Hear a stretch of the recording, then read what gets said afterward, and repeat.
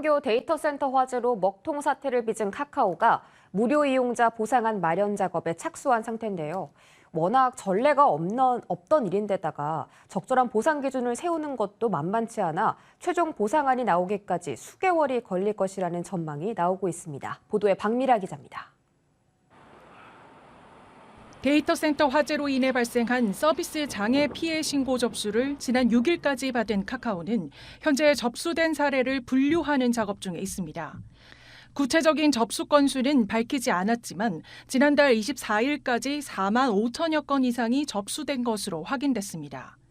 카카오 측은 사례 분류 작업이 최종적으로 마무리된 이후 접수 건수와 보상안 등을 공개하겠다는 입장입니다. 이와 별개로 서비스 장애로 피해를 봤다고 주장하는 소상공인들도 2천여 곳에 달합니다.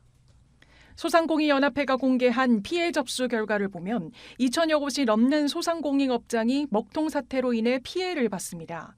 특히 외식업과 서비스업, 운수업 종사자들의 피해가 컸다는 게 협회 측 설명입니다.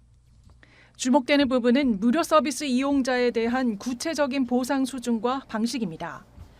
무료 서비스의 경우 보상 선례나 기준이 전혀 마련되어 있지 않습니다. 전 세계적으로 무료 플랫폼 전상장애에 따른 보상책이 사실상 없다고 봐도 무방합니다.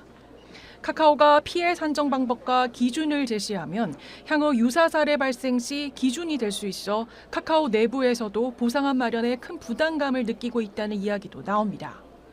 우선 소상공인들의 경우 일괄적인 지원금이 지급될 가능성이 있습니다.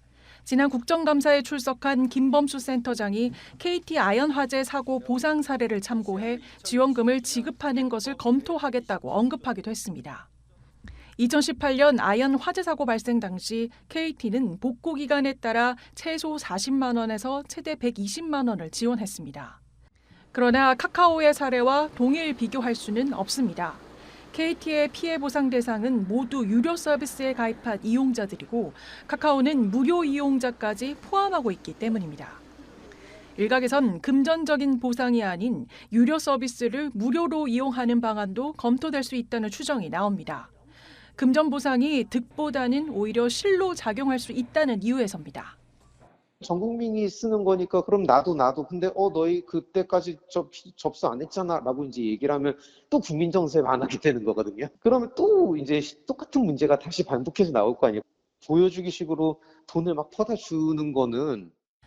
카카오는 보상을 다각적으로 검토해 빠른 시일 내에 근본 대책을 발표한다는 방침입니다. 머니투데이 방송 박미라입니다.